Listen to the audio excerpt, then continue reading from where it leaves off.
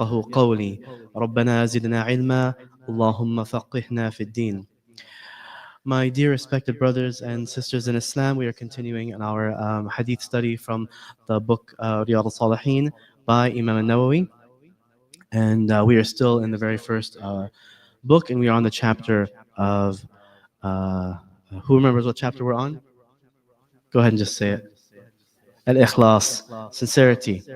Sincerity, intention, and things of that nature. So last week we discussed the army, that in which an army would be destroyed, although the people from that army would be resurrected according to their intentions.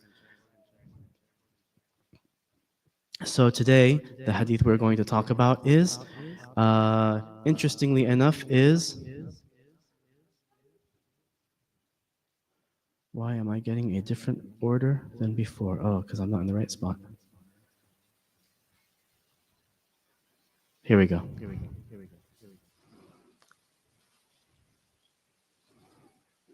So it was narrated by Jabir bin Abdullah al-Ansari radiallahu anhu, who reported that we accompanied the Prophet sallallahu alaihi wasallam in an expedition when he said, "There are some men in Al-Madinah who are with you wherever you march and whichever valley you cross.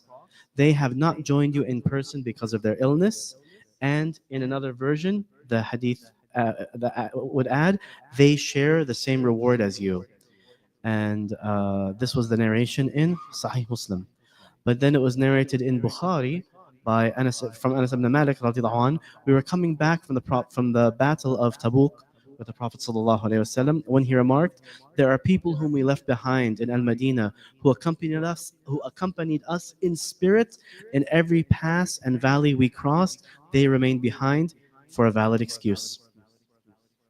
So we have here something very interesting. We know the reward in Islam for jihad fi sabilillah, for striving with our bodies, with our wealth, with our abilities, with our resources. It's one of the highest rewards. And in fact, it's a very high commandment in Islam, and it was very blameworthy not to participate. And there's a very beautiful hadith, we'll get into that one maybe when the time comes, of the companion Ka'b ibn Malik radiallahu anh. It's personally one of my favorite hadith of the entire sunnah of Rasulullah sallallahu alaihi wasallam, because it highlights a very human mistake done by one of the companions, the struggle he went through and how he redeemed himself from that, how he achieved redemption. Which we all need that. But that's for another time. But just to give you a little bit of a prequel or a teaser. But here it's referring to when the Prophet ﷺ went out with the companions on some of the ghazawat, some of the expeditions. And there's the people who went with him physically, and there's the people that were left behind. The Prophet ﷺ made mention of the people who were left behind, who did not come, but who did want to come. They wanted to come, but were unable to, whether because of some sickness, illness, impairment. For example, the famous companion Abdullah ibn Maktoum radiallahu anh, who was blind, he frequently was not able to go in the battles, and so was left in charge of the city of Al-Madinah in the absence, as one of the few men who were righteous that were not able to go in the battle because of his blindness. So he was left in charge of the city. These people, the Prophet ﷺ mentions, it is like they are with the companions who went out physically risking their bodies. The ones who actually went out to fight physically, and the ones who went out to fight in spirit. The Prophet ﷺ is mentioning them, it is like they are with you. In other words, their reward will be the same. How is it that someone gets the same reward as somebody else and doesn't do the same thing that they're doing, doesn't risk the same things that they're risking, doesn't spend the same that they are spending, but they get the same reward as the person who is doing that? They are counted as if they had done that deed. It's the one who has the intention to do that deed, but is otherwise prevented, or doesn't have the means to, or doesn't get the opportunity to. From this, my dear brothers and sisters, we learn the power of ikhlas, of that sincerity, and of that good intention, that good niyyah. That we all think, if only I had, I would do. If only I had wealth, I would spend, and so on. If only had more strength, I would do this thing and help them. I wish that I had this position so that I could help someone get a job. If you're being honest, if you have a sincere intention, if you have ikhlas when you say that, what's written down is that you did that deed, that you wish that you could, but you could not physically. Just as these companions that were left behind and wanted to go but could not go, the Prophet ﷺ mentioned them to the people that are out there and mentioned they are with you. It's as if they are with you, meaning they get the same reward. So, my dear brothers and sisters, maybe Allah did not bless us with whatever quality, attributes, resources, or possessions to do something great for this deen. But if we have ikhlas, sincerity, and we make the intention, oh Allah, I wish that I could do such and such thing, perhaps you'll be written down as having done it. The truth will be based on your ikhlas. So never miss the chance to wish and hope to do something good. But it should be that if Allah gives you the means, that you would do it as well. If you used to wish and hope, oh Allah, make me wealthy so that I could spend in your cause, so I could give to the needy, so I could help my family, so I could spend, donate to the masjid, help the Islamic causes. And then when Allah gives you, you say, but you know, my bills now, they're different. I also wanted a car, a new car. My family's bigger. I need to get a bigger house. I mean, what about was your intention really that sincere then before? Is it because your life got complicated that your intention is no longer sincere? Allah gave you what you wanted. Allah gave you the means. If, of course, if there's an emergency, if you do have sincere family needs, that's different. That's actually the best way to spend your money. But if you're spending on something that's not strictly necessary and you're missing out the chance, what that means is that previous intention, it wasn't really that sincere. It was just talk. Our intentions become manifest when the opportunity to fulfill them appears. If we don't follow through and do, it means we weren't that sincere, most likely. Obviously, circumstances change. There are definitely cases where you can intend something good, you'll be recorded, but when the time happens, for one reason or another, you're not able to do it. Your intention is still recorded. So always have a good intention. Always have a good hope. Always hope that, oh Allah, like for example, our brothers and sisters in Gaza, in Palestine, in Syria, in Sudan, in all of these places, don't we all wish that we individually could do something more?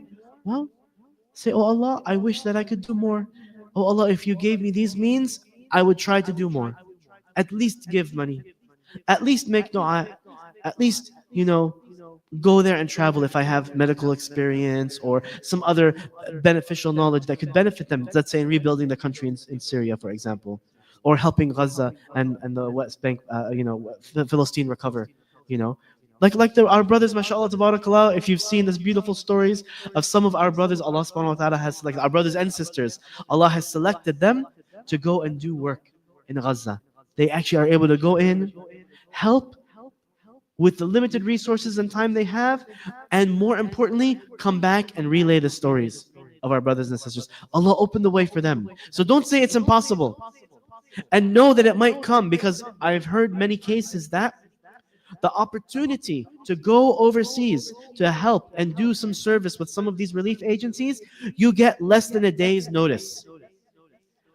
Those brothers and sisters that went, they oftentimes went with less than a day's notice. This is how Allah subhanahu wa ta'ala fulfills the ikhlas of somebody. That is their sincerity.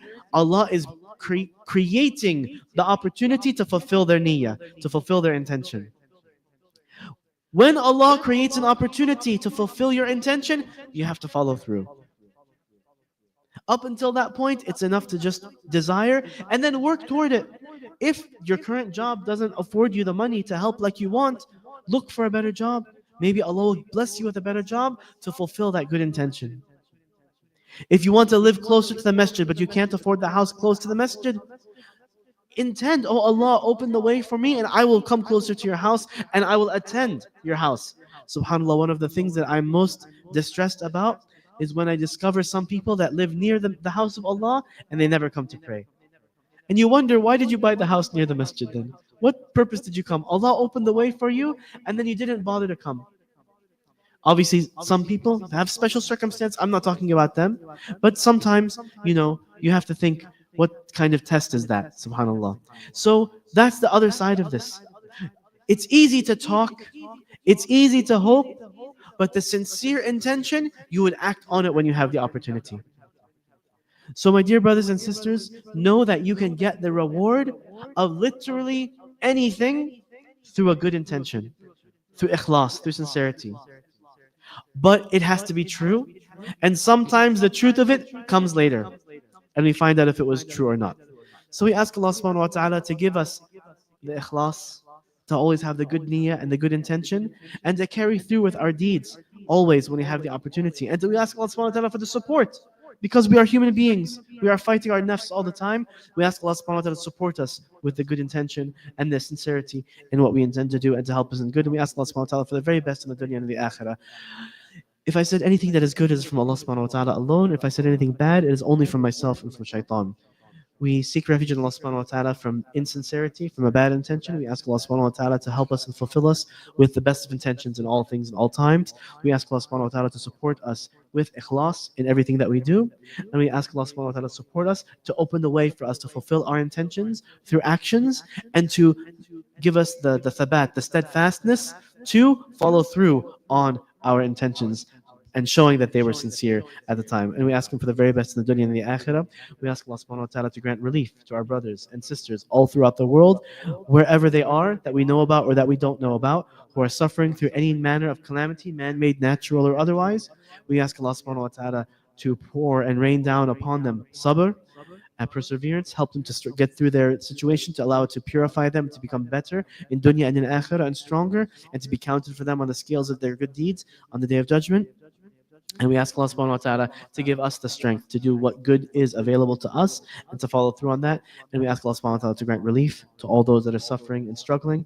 And ربنا آتنا في الدنيا حسنة وفي الآخرة حسنة وقنا عذاب النار ربنا لا تؤاخذنا إن نسينا أو أخطأنا ربنا ولا تحمل علينا إصرا كما حملته على الذين من قبلنا ربنا ولا تحملنا ما لا طاقة لنا به واعف عنا واغفر لنا وارحمنا أنت مولانا فانصرنا على القوم الكافرين جزاكم الله خير السلام عليكم ورحمة الله وبركاته